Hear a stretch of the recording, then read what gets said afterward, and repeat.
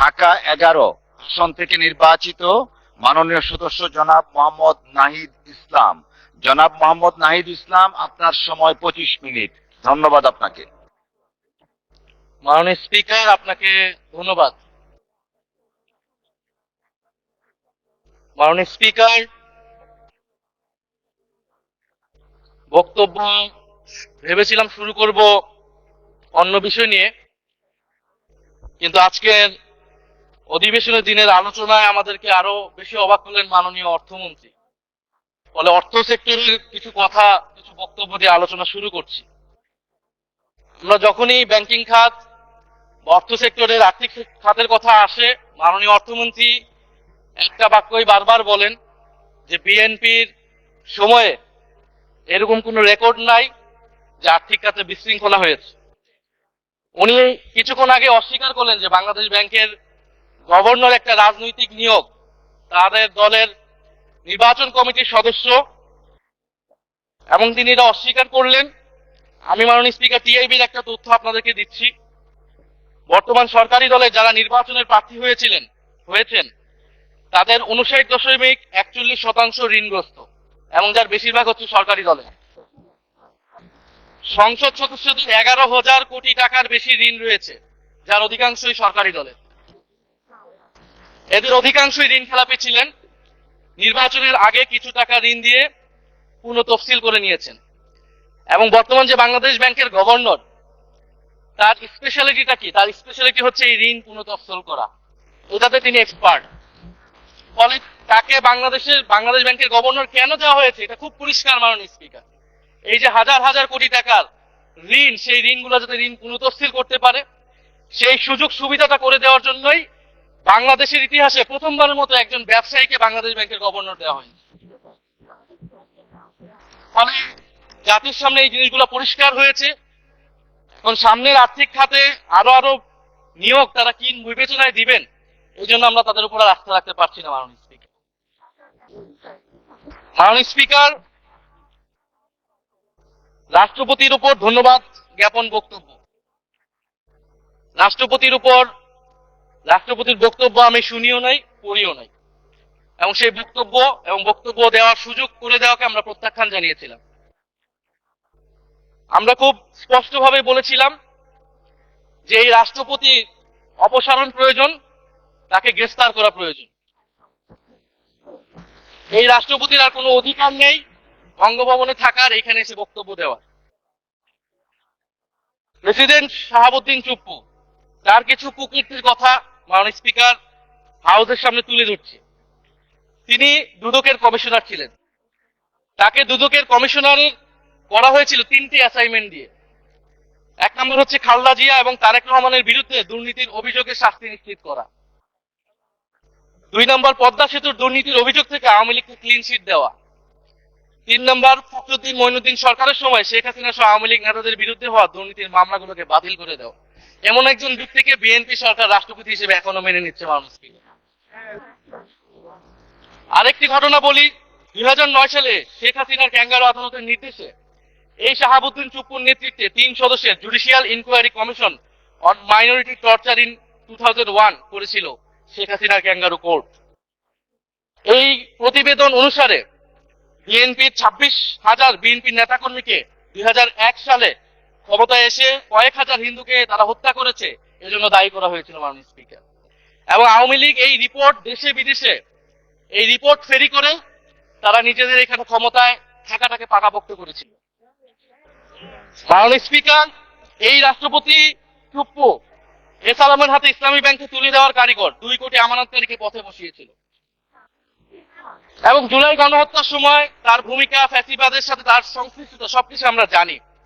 আমাদের দুর্ভাগ্য, এই দুর্নীতিবাজ, অপদার্থ, মিথ্যুক, গণহত্যার দোষর এখনো বাংলাদেশের রাষ্ট্রপতি। একটা আলোচনা কয়েকবার এসেছে যে রাষ্ট্রপতির অধীনে কেন শপথ নিয়েছি আমরা বলতে এখানে ব্যক্তিগতভাবে আমার কথাই বলেছে, কারণ আমি এখানে শপথ নিয়েছিলাম।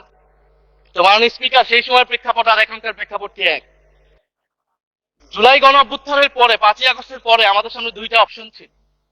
আমরা বলেছিলাম জাতীয় সরকার করতে হবে, সেই জাতীয় সরকারের প্রস্তাব বিএনপি নাকচ করে দিয়েছে। আমাদের সামনে আরেকটা অপশন ছিল ক্ষমতা আর্মির হাতে তুলে দেওয়া। যদি আমরা সেই দিকে আগাতাম আজকে তারা এখানে বসতে পারতেন কিনা আমার নিশ্চিত সেটা সন্দেহ আছে। দেশের স্বার্থে, দেশের স্থিতিশীলার স্বার্থে আমরা সেই সময় সরকারে গিয়েছিলাম, আমরা শপথ নিয়েছিলাম, কিন্তু বৈষম্যবিরোধী ছাত্র আন্দোলন খুব স্পষ্টভাবে 2024 সালে কিন্তু এই রাষ্ট্রপতির অপসারণ চেয়েছিল। সেই সময় সাংবিধানিক ধারাবাহিকতার কথা বলে রাষ্ট্রপতির পক্ষে অবস্থান নিয়েছিল বিএনপির মহাসচিব মির্জা ফখরুল আলমগীর সাহেব, তিনি নিজেই কথা বলেছিলেন। ফলে এখন তো একটা নির্বাচিত সরকার মাননীয় স্পিকার, এখন তো চাইলেই বিএনপি রাষ্ট্রপতি পরিবর্তন করতে পারে সরকার, এবং আমরা বিশ্বাস করি বিএনপিতে সেই ধরনের যোগ্য আস্থাভাজন ব্যক্তি নিশ্চয়ই রয়েছে। এবং সরকার দলের সদস্যরা অনেকে গৌরবের সাথে বলেছেন যে যেই রাষ্ট্রপতি জিয়াউর রহমানের বিরোধিতা করেছেন সেই রাষ্ট্রপতি এখন জিয়াউর রহমানের প্রশংসা করছে। মাননীয় স্পিকার, গাধাকে দিয়ে আপনি হাল চাষ করিয়ে এটার মধ্যে কোনো বাহাদুরি নাই। এটা আপনাদের দেউলিত্ব, সরকারের দেউলিয়াত্ব যে সরকার এখনো রাষ্ট্রপতি পরিবর্তন করতে পারছে না। মাননীয় স্পিকার, এই অধিবেশনের পুরোটা সময় যদি আমরা সংস্কার, গণভোট, জুলাই সনদ, 72 সংবিধানে অনেক কথা বলেছি, এবং একটা বিষয় আমার কাছে খুবই অদ্ভুত লেগেছে, কিছু মাননীয় সংসদ সদস্য তারা 72 সংবিধানকে 71 সাথে মিলিয়েছে। মাননীয় স্পিকার, আমার জানা নেই আসলে তারা কোন বিবেচনা থেকে এটি মিলিয়েছে। এটা তো সবসময় আওয়ামী লীগ মিলিয়েছে। মাননীয় স্পিকার, তারা 72 সংবিধানকে 71 ফসল হিসেবে 71 চেতনার সাথে মিলিয়েছে। 72 মূলনীতিকে 71 মূলনীতি বলে 71 আদর্শ হিসেবে প্রচার করেছেন। আমরা তো সেটার বিরোধিতা করেছি মাননীয় স্পিকার সবসময়, এবং বিএনপির বহু নেতা এটার বিরোধিতা করেছে। মাননীয় স্পিকার, 72 সংবিধানের ক্রিটিসিজম, সমালোচনা 72 সাল থেকেই বাংলাদেশে শুরু হয়েছিল। গত 16 বছর এই সমালোচনা তৈরি হয়েছিল। 72 সংবিধানের সমালোচনা মোটা দাগে 3টি। প্রথমত, এই সংবিধান স্বাধীন বাংলাদেশের নির্বাচিত প্রতিনিধিরা প্রণয়ন করে নাই। আমি সরকারি দলের মাননীয় সংসদ সদস্য মিস্টার নওশাদ জমির সাহেবের সাথে, ওনার সাথে আমি সহমত পোষণ করে বলতে চাই, একটা স্বাধীন দেশের শাসনতন্ত্র রচনা করার অধিকার, সুযোগ সেই দেশের নির্বাচিত প্রতিনিধিদের হওয়া উচিত। 72 সংবিধান রচনা করেছিল যারা 70 নির্বাচনে আইয়ুব খানের এলএফের অধীনে যারা নির্বাচিত হয়েছিল পাকিস্তানের শাসনতন্ত্র রচনা করার জন্য। দ্বিতীয়ত, এই 72 সংবিধান ইনহেরেন্টলি এটা একটা আনডেমোক্রেটিক কনস্টিটিউশন। একজন ব্যক্তির হাতে সকল ক্ষমতা অর্পণ করা হয়েছিল। সেই সময় শেখ মুজিবকে সামনে রেখে এই সংবিধান তৈরি করা হয়েছিল। একজন ব্যক্তির হাতে সংসদের ক্ষমতা, নির্বাহী বিভাগের ক্ষমতা এবং বিচার বিভাগের ক্ষমতাও নানা কায়দা করে তার হাতে তুলে দেওয়া হয়েছিল। ফলে স্বৈরতন্ত্রের বীজ কিন্তু সেই 72 সংবিধান থেকে বাংলাদেশে শুরু হয়েছিল। এবং সবচেয়ে ইম্পর্টেন্ট, এই সংবিধান হচ্ছে মুজিববাদী আদর্শ দ্বারা রচিত হয়েছিল। মাননীয় স্পিকার, 71 আদর্শ কিন্তু 4 নীতি ছিল না। মাননীয় স্পিকার, 71 আদর্শ ছিল সাম্য, মানবিক মর্যাদা, সামাজিক ন্যায়, বিচার। 72 সংবিধান এসে বলা হলো জাতীয়তাবাদ, বাঙালি জাতীয়তাবাদ, ধর্মনিরপেক্ষতা, গণতন্ত্র এবং সমাজতন্ত্র, এবং এটার বিরুদ্ধে বিদ্রোহ করেছিলেন মেজর জিয়াউর রহমান। মাননীয় স্পিকার, আজকে বিএনপি তার ফান্ডামেন্টাল জায়গা থেকে সরে যাচ্ছে। মাননীয় স্পিকার, শুধু জামাত ইসলাম 72 বিরোধিতা করেছে বলে কি বিএনপি এখন আওয়ামী লীগের পজিশনে চলে গিয়েছে? আমাদের জানা নেই। মাননীয় স্পিকার, 72 সংবিধানের বিরোধিতা করেছেন বদরুদ্দিন উমর, 72 সংবিধানের বিরোধিতা করছেন মাওলানা ভাসানী, 72 সংবিধানের বিরোধিতা করেছেন কমরেড মুজাফফর আহমেদ, 72 সংবিধানের বিরোধিতা শত শত মুক্তিযোদ্ধারা করেছেন। মাননীয় স্পিকার, ফলে এই 72 সংবিধানকে বাতিল করার একটা সুযোগ আমাদের এসেছিল 1975 সালে সিপাহী জনতা বিপ্লবের মধ্য দিয়ে।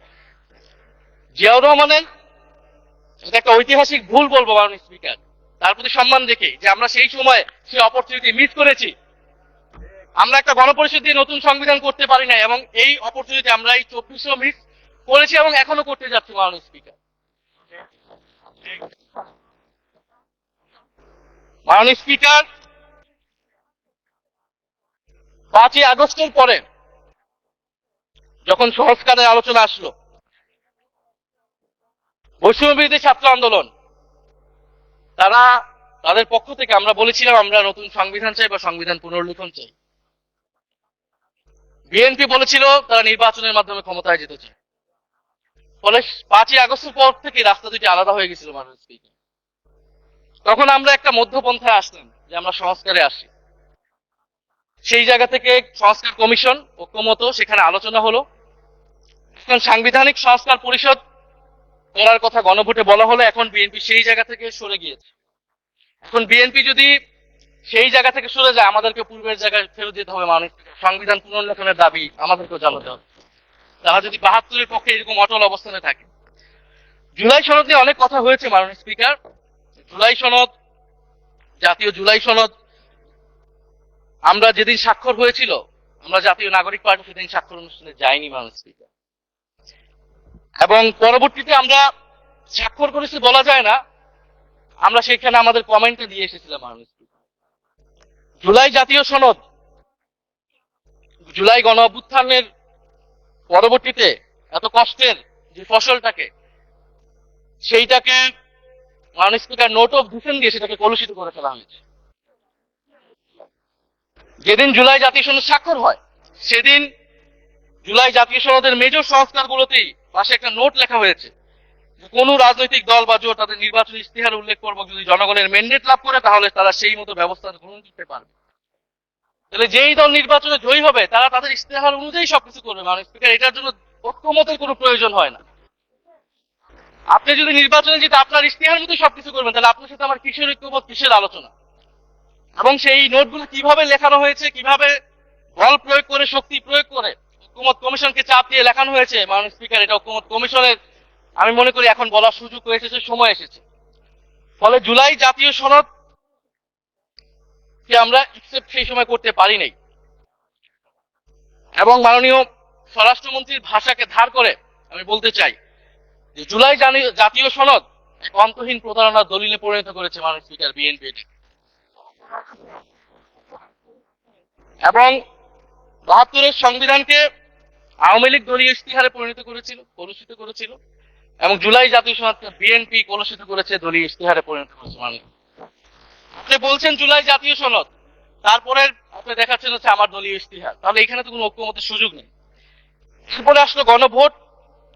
গণভোটের আদেশ নিয়ে সমালোচনা আছে, এবং এই সমালোচনা আমরাও করেছি যে রাষ্ট্রপতি এই ধরনের অর্ডার দিতে পারে কিনা। কিন্তু গণভোটটাকে সবাই মেনে একটা কনসেনসাসের ভিত্তিতেই তো আমরা এই গণভোটে সবাই মিলে অংশগ্রহণ করলাম মাননীয় স্পিকার। বিএনপি এবং তৎকালীন বিএনপির বর্তমান মাননীয় প্রধানমন্ত্রী এবং চেয়ারপারসন, তিনি নিজেও সংস্কারের পক্ষে, হ্যাঁ পক্ষে ভোটে প্রচারণা করেছেন। ফলে আপনাদের ইলেকশনের আগে এটা পরিষ্কার করা প্রয়োজন ছিল যে এই গণভোট আপনারা মানেন না, এই গণভোটে হ্যাঁ বা না যেত এটার সাথে আপনাদের কোনো সম্পর্ক নাই। ওনারা কিন্তু মাননীয় স্পিকার সেটা করেননি। ফলে জুলাই গণভোট এটা রাজনৈতিক সিদ্ধান্ত এবং গণরায়। মাননীয় স্বরাষ্ট্রমন্ত্রী তিনি নিজেই সেই সময় বলেছেন যে গণরায় হচ্ছে সার্বভৌম ক্ষমতা, জনগণের রায় আসলে সেটা সকলেই মেনে নিতে বাধ্য হবে, এমনকি যদি সেটার বিরুদ্ধেও কেউ বিজয়ী হয় তারাও সেটা মেনে নিতে বাধ্য হবে। ফলে আমরা মনে করি যে এই গণভোট অনুসারে যে সাংবিধানিক সংস্কার পরিষদ, অতি দ্রুত সময়ের মধ্যে সাংবিধানিক সংস্কার পরিষদ গঠন করা উচিত, এর সুরাহা করা উচিত। আমরা তো মাননীয় স্পিকার অনেক দূর সরে এসেছি, নতুন সংবিধানের জায়গা থেকে সরে আসতে আসতে আমরা কোথায় আসলাম? আমরা খুবই সামান্য কিছু দাবি এখানে এসেছে, জুলাই জাতীয় সনদ বা গণভোট যেটাই বলেন না কেন, যে একটা উচ্চকক্ষ হবে ভোটের অনুপাতে, তত্ত্বাবধায়ক সরকার হবে। এই তত্ত্বাবধায়ক সরকার নিয়ে তো এত ঝামেলা, গত 16 বছরের এত আন্দোলন। কিভাবে নিয়োগ হবে, নিয়োগটা আমাদেরকে জানতে হবে মাননীয় স্পিকার। নির্বাচন কমিশনার এবং সাংবিধানিক প্রতিষ্ঠানগুলোতে কিভাবে নিয়োগ হবে, একটা নির্দলীয় এবং গ্রহণযোগ্য নিয়োগ আমরা কিভাবে করতে পারি, যেটা দেশকে বিভাজিত করবে না, বিরোধীদের উপরে বিরোধীদের অধিকার ক্ষুণ্ণ করবে না। এবং সবচেয়ে গুরুত্বপূর্ণ বিচার বিভাগ পৃথকীকরণ মাননীয় স্পিকার। এগুলা আমরা 5ই আগস্টের পর আসমান থেকে বলিনি, এগুলা গত 16 বছর আলোচনা হয়েছে। বিএনপির 31 দফায় আলোচনা ছিল, আরো অনেক রাজনৈতিক দলের আলোচনাতে, সংস্কারের আলোচনা থেকে আমরা মাননীয় স্পিকার ধার করেছিলাম।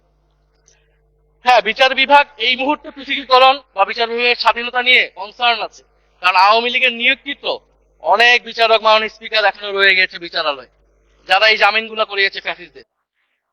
কিন্তু সেটার একটা সুরাহা আপনারা করেন, আমরা সহযোগিতা করব, কিন্তু তারপরে তো বিচার বিভাগের স্বাধীনতা মাননীয় স্পিকার নিশ্চিত করতে হবে। গুম এবং মানবাধিকার অধ্যাদেশ বাতিল করলেন, আপনারা বলছেন ভালো আইন নিয়ে আসবেন। তো ভালো আইন যতক্ষণ পর্যন্ত আনতে পারছেন না, ততক্ষণ পর্যন্ত মাননীয় স্পিকার আপনাদের সমালোচনাটা সহ্য করতে হবে। আপনারা ভালো আইন নিয়ে আসুন এবং অতি দ্রুত সময়ের মধ্যে নিয়ে আসুন, আমরা দেখি। মাননীয় স্পিকার, এই সংসদে, এই অধিবেশনে আরেকটি বিষয় বারবার এসেছে, সেটা হচ্ছে মুক্তিযুদ্ধ এবং জুলাই গণ অভ্যুত্থান। মুক্তিযুদ্ধকে মাননীয় স্পিকার আমরা শ্রদ্ধা করি। আমরা মনে করি এই প্রজন্ম যারা জুলাই গণ অভ্যুত্থানে অংশগ্রহণ করেছি, জুলাই গণ অভ্যুত্থানের মধ্য দিয়ে মুক্তিযুদ্ধের নতুন রূপ তৈরি হয়েছে, মুক্তিযুদ্ধের নবায়ন হয়েছে। মাননীয় স্পিকার, ফলে মুক্তিযুদ্ধের সাথে জুলাই গণ অভ্যুত্থানের কোনো সাংঘর্ষিক অবস্থান নেই। আমরা বারবার বলেছি মুক্তিযুদ্ধ, জুলাই গণ অভ্যুত্থান হচ্ছে মুক্তিযুদ্ধের আরেকটি ধারাবাহিকতা।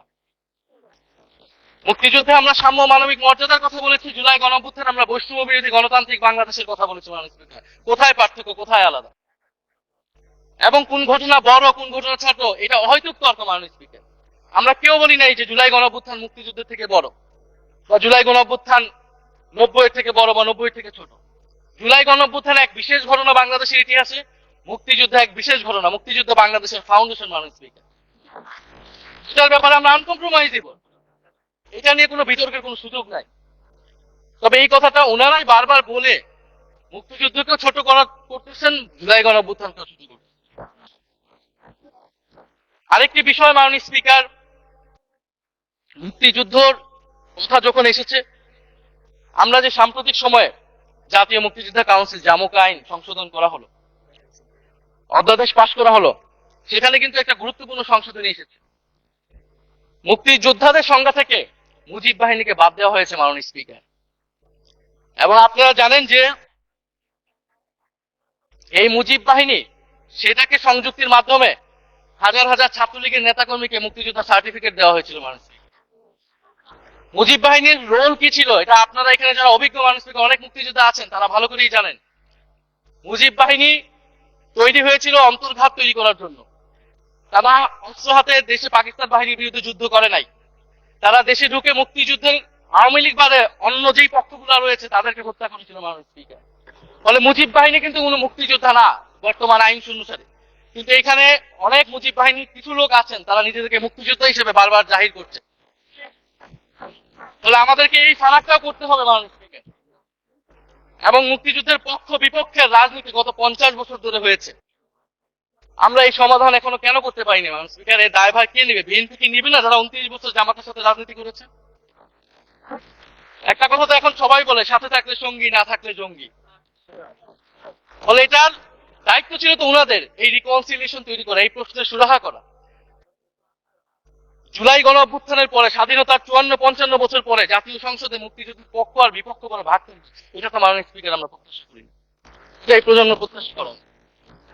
আমি মাননীয় স্বরাষ্ট্রমন্ত্রীর সাথে একমত পোষণ করি যে ইতিহাসের এই বিতর্ক আমাদেরকে সমাধান করতে হবে, এক পাশে রেখে সামনের দিকে এগিয়ে যেতে হবে, এবং এটা সব পক্ষকে এটার জন্য দায়িত্বশীল ভূমিকা পালন করতে হবে।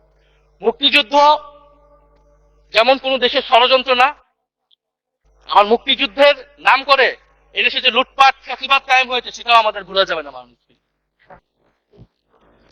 মাননীয় স্পিকার, জুলাই গণ অভ্যুত্থান সকলের অংশগ্রহণে হয়েছিল, এটা আমরা বারবার বলেছি। তবে বিএনপির বিভিন্ন সদস্য তারা তাদের আলোচনায় বারবার বলার চেষ্টা করে যে আমরা ছিলাম না, আমরা তো এইভাবে ছিলাম, এভাবে ছিলাম। এটা তো প্রমাণ করার প্রয়োজন নাই। মাননীয় স্পিকার, এটা কেন এত হীনমন্যতা আমাদের এটা বুঝে আসে। বিএনপি তো অবশ্যই জুলাই গণ অভ্যুত্থানে ছিল, আমাদের সাথেই ছিল, এবং সেই সময়ের একটা উক্তি বিএনপির মহাসচিব মির্জা ফখরুল ইসলাম আলমগীর, উনি বলেছিলেন যে এই আন্দোলনের সাথে আমাদের সম্পর্ক নাই, ছাত্রদের আন্দোলন। তার ওই বক্তব্য সঠিক ছিল। মাননীয় তার উনার ওই সময়ে কৌশলগত অবস্থান এটাই সঠিক ছিল, উনি ওই সময় এই বক্তব্যই প্রয়োজন ছিল, সেটা আমাদের কোনো দ্বিমত নাই।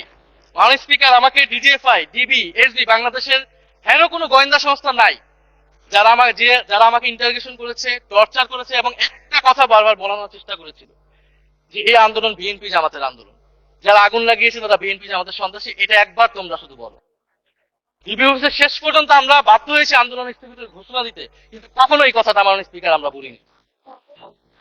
ফ্যাসিবাদ বিরোধী রাজনৈতিক দলের নেতাকর্মীকে আমরা আন্দোলনের সময় থেকে এখন পর্যন্ত কখনো আমরা অস্বীকার করিনি। কিন্তু একটা জায়গা আমরা ফারাক করতেছি, যে এই গণ অভ্যুত্থান কোন দলীয় আন্দোলন নয়। 90 গণ অভ্যুত্থান, 69 গণ অভ্যুত্থান থেকে এই গণ অভ্যুত্থানের পার্থক্য রয়েছে। মাননীয় স্পিকার, এই গণ অভ্যুত্থানে ফ্যাসিবাদ বিরোধী রাজনৈতিক দলের নেতা কর্মীরা নেতৃত্বে নয়, সামনে পিছনে ছিল মানুষ, সামনে সাধারণ জনগণ ছিল, ছাত্ররা ছিল।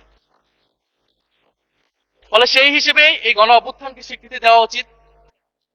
এখন যদি বলা হয় যে অমুকের নেতৃত্বে এই গণ অভ্যুত্থান হয়েছে, আমাদের লোকেরা এই গণ অভ্যুত্থান করেছে, এটা মাননীয় স্পিকার এই গণ অভ্যুত্থানের সাথে যারা সাধারণ মানুষ নেমেছিল, যারা শহীদ হয়েছে, তাদের সাথে মাননীয় স্পিকার বিশ্বাসঘাতকতা করা হবে।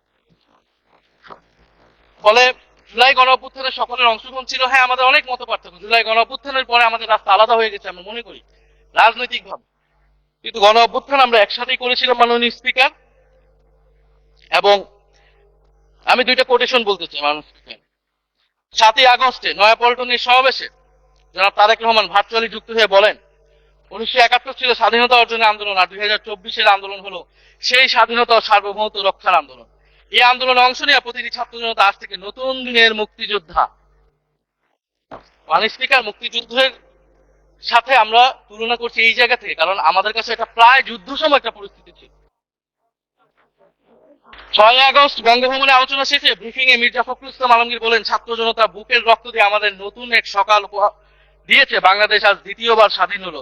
এই স্বাধীনতা আমাদের রক্ত দিয়ে রক্ষা করতে হবে মাননীয় স্পিকার। আমরাও বলি রক্ত দিয়ে রক্ষা করতে হবে। মাননীয় স্পিকার, আমাকে একটু সময় বাড়িয়ে দিবেন। আমি যে সময়টা পেয়েছি এটা বিরোধী দলের কোঠা থেকে, আমি আশা করব সরকারি দলের কোঠা থেকে আমি আরো 10 মিনিট পাবো মাননীয় স্পিকার। মাননীয় চিফ হুইপ এবং সংসদ নেতা নিশ্চয়ই এটাতে সম্মতি দিবেন। মাননীয় স্পিকার, আমরা ভারত এবং পররাষ্ট্রনীতি নিয়ে কিছু কথা বলতে চাই। এই সরকার আসার পর একটা জিনিস বারবার আসছে, ভারতের সাথে সম্পর্ক উন্নয়ন। এবং মাননীয় পররাষ্ট্র মন্ত্রী, যিনি আগের সরকারের নিরাপত্তা উপদেষ্টা, যার পদত্যাগ তৎকালীন বিএনপি চেয়েছিলেন, সেই পররাষ্ট্রমন্ত্রী ভারতে সফর করেছেন প্রথম, এবং তিনি যে বিবৃতি দিয়েছেন সেই বিবৃতিটা আমাদের কাছে স্পষ্ট। আমরা কোন ভিত্তিতে ভারতের সাথে সম্পর্ক উন্নয়নের কথা বলছি? যে ভিত্তিতে আওয়ামী লীগ উন্নয়নের কথা বলেছিল, সেই ভিত্তিতে ভারত বাংলাদেশকে 1971 সালের পর থেকে করদ রাজ্য পরিণত করার জন্য হেন চেষ্টা নেই যে করে নাই মাননীয় স্পিকার। সীমান্তে হত্যাকাণ্ড এখনো হচ্ছে, আমরা নদীর পানি হিস্সা পাচ্ছি না। এবং নতুন করে যেটা হচ্ছে যে বর্ডারে বাংলাদেশি বলে বিভিন্ন মানুষকে পুশ ইন করা হচ্ছে। 2025 সালে 2 মাসে 4000 মানুষকে বাংলাদেশে পুশ ইন করেছে ভারত, ইন্ডিয়ান এক্সপ্রেস অনুযায়ী। মাননীয় স্পিকার, এক ভয়ঙ্কর সংকট সামনের দিনে আমাদের দিকে কিন্তু আসতে যাচ্ছে। এবার পশ্চিমবঙ্গের ইলেকশন হলো মাননীয় স্পিকার। নির্বাচনের কয়েকদিন আগে ভোটার তালিকা থেকে অন্তত 30 লক্ষ জীবিত ভোটারকে বাদ দেওয়া হয়েছে। এদের অধিকাংশ হচ্ছে মুসলিম এবং মতুয়া সম্প্রদায়ের মানুষ। এবং এনআরসি তারা করেছে বাংলাভাষী মুসলমানদেরকে তারা বাংলাদেশি বলে বিতাড়িত করছে এবং বাংলাদেশে পুশ ইন করার চেষ্টা করছে। এবং আমাদের যে ভারতের সাথে আগের সংকট রয়েছে, এবং গত 16 বছর যে ফ্যাসিজম ছিল, সেটাকে আঞ্চলিক এবং আন্তর্জাতিক ভাবে আওয়ামী লীগকে স্পষ্টভাবে সমর্থন দিয়েছিল ভারত। এবং এখনো জুলাইয়ের গণহত্যাকারী খুনি শেখ হাসিনা, ওসমান হাদির হত্যাকারীরা সবাই ভারত তাদেরকে আশ্রয় দিয়েছে। ফলে ভারতের সাথে এই বিষয়গুলো নিয়ে আমাদের সরকার কি কথা বলেছে, এটা মাননীয় স্পিকার আমরা জানতে চাই। ভারতের সাথে সম্পর্ক আমরা উন্নয়ন করতে চাই, ভারত আমাদের প্রতিবেশী দেশ, কিন্তু মর্যাদার ভিত্তিতে, সাম্যের ভিত্তিতে এই সম্পর্ক হতে হবে মাননীয় স্পিকার। ভারত শুধু আওয়ামী লীগের সাথে সম্পর্ক তৈরি করে এই দেশকে নিয়ন্ত্রণ করার চেষ্টা করছে, সেই দিনকে কবর রচনা করতে হবে মাননীয় স্পিকার। ফলে এটা আমরা বুঝতে পারতেছি না ভারত বিএনপির সাথে বা বর্তমান সরকারের সাথে তার সম্পর্কের ভিত্তিটা কি, এবং বর্তমান সরকার আমার এই কথাগুলো যেগুলো আমি বললাম সেগুলো নিয়ে ভারতের সাথে কথা বলেছে কিনা মাননীয় স্পিকার। মাননীয় স্পিকার, দুর্নীতি নিয়ে অনেক কথা হয়, আমি ঋণ খেলাপির পরিসংখ্যানগুলো দিলাম, এবং নির্বাচনের বিধান অনুযায়ী ঋণ খেলাপিকে নির্বাচনে প্রার্থী হতে পারবে না। কিন্তু আমরা দেখলাম নির্বাচনের আগে কিছু টাকা পরিশোধ করে ঋণ পুনঃতফসিল করে তারা সংসদ হিসেবে আসছে মাননীয় স্পিকার। মাননীয় স্পিকার, আমি কিছু সংখ্যা বলছি। 1700 কোটি টাকা, 765 কোটি টাকা, 679 কোটি টাকা, 621 কোটি টাকা, 201 কোটি টাকা, 182 কোটি টাকা, 97 কোটি টাকা। মাননীয় স্পিকার, এগুলো আমাদের সংসদ সদস্য যারা তাদের ঋণ রয়েছে মাননীয় স্পিকার। এবার আমি নাম বললাম না, কিন্তু পরের সেশনে কিন্তু মাননীয় স্পিকার আমি নাম ধরেই কথা বলবো, এগুলো ফ্যাক্ট। এবং এখনো 2 জন আসতে পারে নাই এই কারণে। এখন দুর্নীতির বিরুদ্ধে তো যুদ্ধ ঘোষণা হয়েছে, এখন এই ঋণগুলো কবে বাংলাদেশের জনগণ ফেরত পাবে, বাংলাদেশের ব্যাংক ফেরত পাবে মাননীয় স্পিকার, এটা আমরা জানতে চাই। মাননীয় স্পিকার যদি সময় একটু বাড়িয়ে দেন। হ্যাঁ, মাননীয় সদস্য, তিনি আবেদন জানিয়েছিলেন। এর মধ্যে ট্রেজারি বেঞ্চের যে চিফ হুইপ আছেন, মাননীয় চিফ হুইপ, উনি আমাকে জানিয়েছেন উনার সময় 20 মিনিট বরাদ্দ ছিল, সেখান থেকে 5 মিনিট উনি কর্তন করে আপনাকে দিয়েছেন। তো আপনি 5 মিনিটের মধ্যে দয়া করে শেষ করবেন। Thank মাননীয় you. স্পিকার আর মাননীয় প্রধানমন্ত্রী থেকে আরো 5 মিনিট আমি রিকোয়েস্ট করছি মাননীয় স্পিকার। আর যদি 5 মিনিটে শেষ করতে পারে আমি শেষ করে দিব, কোনো সমস্যা নেই। মাননীয় স্পিকার, ফলে আমরা দুর্নীতির কথা বলা হচ্ছে, 16 বছরে আওয়ামী লীগের যে দুর্নীতি, সেই দুর্নীতি থেকেও বড় হয়ে গেছে অন্তর্বর্তী সরকারের সময় ছাত্র সমন্বয়করা কি দুর্নীতি করেছে মাননীয় স্পিকার। ছাত্র সমন্বয়ক খুবই খারাপ, তারা মন্ত্রণালয়ে ঘুরেছে, দুর্নীতি করেছে, কিংস পার্টি করেছে। তো মাননীয় স্পিকার, গত আওয়ামী লীগের আমলে 16 বছরের দুর্নীতির বিচার ওনারা কিভাবে করবেন সেইটা মাননীয় স্পিকার ওনাদের বলা উচিত জনগণের সামনে। এবং আরো ভালো হয় 2001 থেকে 6 সাল পর্যন্ত মাননীয় স্পিকার যে দুর্নীতির অভিযোগগুলো এসেছিল সেটারও একটা স্বচ্ছ তদন্ত মাননীয় স্পিকারের বর্তমান সরকার করে। দুর্নীতি কেউ না কেউ তো করেছে, কারা করেছে তাদের নাম বাংলাদেশের জনগণের সামনে উন্মুক্ত করা হোক, কারণ সেটার জন্যই তাদেরকে ভোগান্তি পোহাতে হয়েছে 1/11 ষড়যন্ত্রের মাধ্যমে। বর্তমান প্রধানমন্ত্রী, তাকেও কিন্তু দুর্নীতির মিথ্যা অভিযোগ দিয়ে মাননীয় স্পিকার তার বিরুদ্ধে মামলা করা হয়েছে। মাননীয় স্পিকার, মাননীয় স্বরাষ্ট্রমন্ত্রীর দৃষ্টি আকর্ষণ করছে, একটু আইন শৃঙ্খলা নিয়ে কথা বলি। 2 মাসে বিএনপির হাতে খুন হয়েছে 31 জন, ধর্ষণের ঘটনা ঘটেছে 14টি, বিএনপির চাঁদাবাজির খবর এসেছে 83টি, হামলার ঘটনা এসেছে 154টি। এর একটিতেও সরকার কার্যকর কোনো ব্যবস্থা গ্রহণ করেনি। মাননীয় স্পিকার, শাহবাগ থানার সামনে ঢাকা বিশ্ববিদ্যালয়ের সাংবাদিক সমিতির কয়েকজন সদস্যকে বেধড়ক মারধর করেছে ছাত্র দলের নেতাকর্মী, এবং এটা এখনো কোনো মামলা নেয়নি। মাননীয় স্বরাষ্ট্রমন্ত্রী যদি জানান এই মামলাটা কেন নেওয়া হচ্ছে না। থানার ভেতর প্রবেশ করে ওসি রুমে ডাকসুর 2 জন নির্বাচিত প্রতিনিধিদের উপর হামলা করা হয়েছে। মাননীয় স্পিকার, ঢাকা বিশ্ববিদ্যালয়ের সাংবাদিক সমিতি, মাননীয় স্পিকার আপনি জানেন আপনি ঢাকা বিশ্ববিদ্যালয়ের ছাত্র, মহসিন হলের, আমিও মহসিন হলের ছাত্র। মাননীয় ঢাকা বিশ্ববিদ্যালয় সাংবাদিক সমিতির একটা বড় ভূমিকা আছে বাংলাদেশের গণতান্ত্রিক আন্দোলনগুলোতে, আমাদের বিশ্ববিদ্যালয়ের গণতান্ত্রিক আন্দোলন। মাননীয় স্পিকার, মাজার হামলা নিয়ে কিছু কথা বলতে চাই। এই সরকারের আমলেও আমরা দেখলাম যে কুষ্টিয়ায় মাজারে হামলা করে একজনকে হত্যা করা হয়েছে। স্পিকার, এটা আমরা নিন্দা এবং প্রতিবাদ জানাই। আমরা কোনো ধর্মীয় বিতর্কে ঢুকবো না, সেটা নিয়ে আমাদের আলেম ওলামাগণ ব্যাখ্যা করবেন, কিন্তু আমরা রুল অফ ল নিয়ে কথা বলতে চাই। মাননীয় স্পিকার, এই ধরনের ঘটনা কোনোভাবেই গ্রহণযোগ্য হতে পারে না, এবং অন্তর্বর্তী সরকারের সময় এই ধরনের ঘটনা অনেক ঘটেছে, আমরা তারও নিন্দা জানাই, এবং সকল ঘটনার তদন্ত এবং বিচার হওয়া উচিত মাননীয় স্পিকার এই সময়। মাননীয় স্পিকার, জঙ্গিবাদ নিয়ে নতুন করে কথা আসছে, সরকারের প্রতি অনুরোধ থাকবে আপনারা একটু সমন্বয় করে বক্তব্য দিন। স্বরাষ্ট্রমন্ত্রী বলছেন জঙ্গিবাদ নেই, আবার মাননীয় প্রধানমন্ত্রীর উপদেষ্টা বলছেন জঙ্গিবাদ আছে, জঙ্গি আছে। তো ওনাদের বক্তব্যটা পরিষ্কার হলে আমরাও এই বিষয়ে আমাদের অবস্থান বা বক্তব্যটা পরিষ্কার করতে পারবো। তবে একটা জিনিস, যে জঙ্গিবাদের বিরুদ্ধে আমাদের জিরো টলারেন্স। মাননীয় স্পিকার, এটা বাংলাদেশের সিকিউরিটি প্রশ্ন, এবং এটা সরকার এককভাবে ডিল করতে পারবে না, এটা জাতীয় ঐক্য লাগবে, এবং সরকারকে আমরা সর্বাত্মকভাবে সহযোগিতা করবো এই বিষয়ে। তবে বিগত আমলের মতো এবং ওয়ারেন্ট টেররের প্রজেক্ট হিসেবে যাতে বাংলাদেশে কোনো জঙ্গিবাদের নাটক না হয়, মাননীয় স্পিকার এটাও আমাদের মাথায় রাখবে। মাননীয় স্পিকার, আমাদের দেশের প্রধান জনগোষ্ঠী হচ্ছে কৃষক, আমরা সবাই কৃষক পরিবারের সন্তান। সরকার কৃষি কার্ড দিচ্ছে, এটা সরকারকে সাধুবাদ জানাই। তবে সরকার গত বছরের যে দামে কৃষক থেকে ধান এবং চাল কিনেছে, কি এই বছর ঠিক একই দামে কৃষক থেকে ধান কিনছে, এটার ফলে কৃষকদের কিন্তু মাননীয় স্পিকার লোকসান হচ্ছে। ডিজেলের দাম বৃদ্ধি হয়েছে, সেচ খরচ, সার, বীজ, শ্রমিক মজুরি সব মিলিয়ে মাননীয় স্পিকার বড় মৌসুমে ধানের উৎপাদন খরচ উল্লেখযোগ্যভাবে বেড়েছে। একদিকে কৃষি কার্ড দিবেন, আরেকদিকে ধানের ন্যায্য মূল্য আপনারা কৃষককে দিবেন না, এটা মাননীয় স্পিকার কোনো সমাধান বলে আমরা মনে করি না। মাননীয় স্পিকার, আমরা জুলাই গণহত্যার বিচার নিয়ে মাননীয় আইনমন্ত্রীকে এখন পর্যন্ত কোনো ব্রিফিং মাননীয় সংসদে করতে শুনি নাই, হয়তো আমরা মিস হয়ে যেতে পারি। আমরা আশা করব উনি প্রতি অধিবেশনে সংসদে এবং সংসদের বাইরে আমাদের ট্রাইব্যুনালের চিফ প্রসিকিউটর আছেন, মাননীয় আইনমন্ত্রী থেকেও আমরা জুলাই গণহত্যার বিচার প্রক্রিয়া কতটুকু আগাচ্ছে, কিভাবে আগাচ্ছে, এটা নিয়ে আমরা স্বচ্ছ বক্তব্য ওনাদের কাছ থেকে, সরকারের কাছ থেকে মাননীয় স্পিকার আশা করি।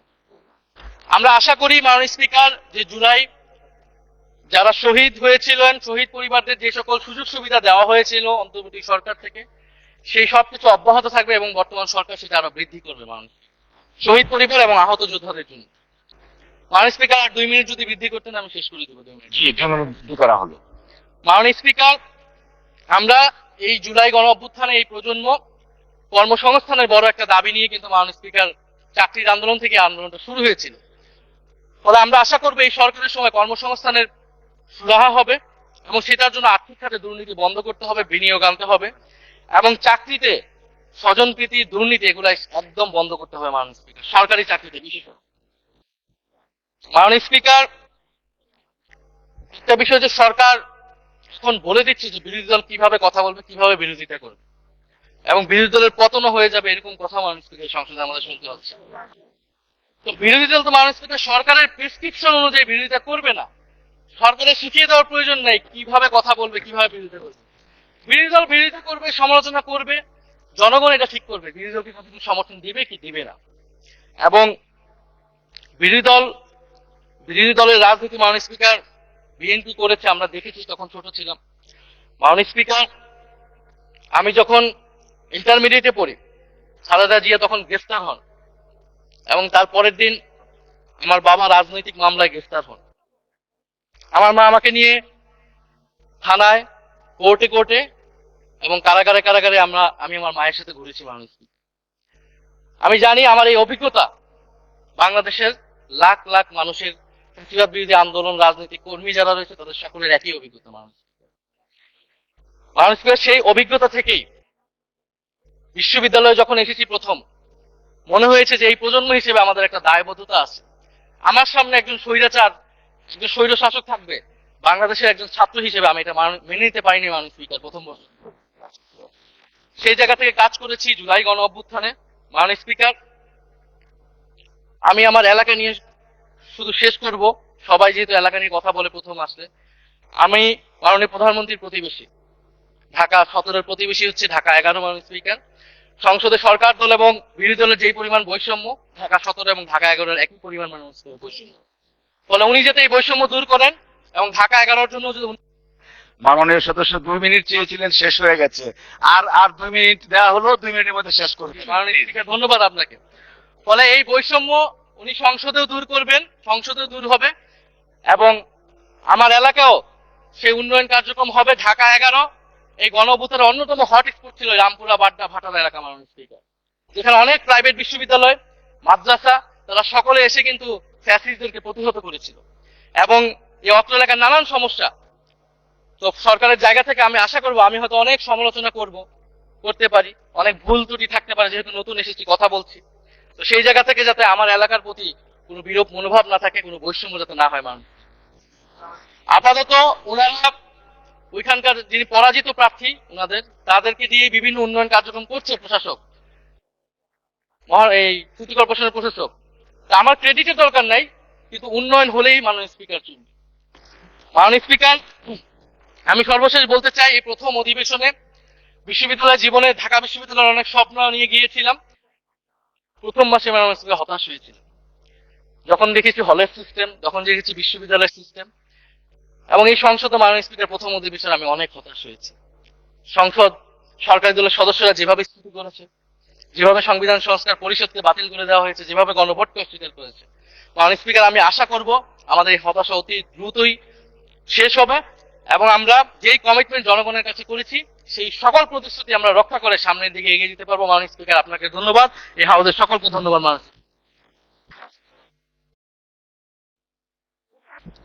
ধন্যবাদ মাননীয় সদস্য।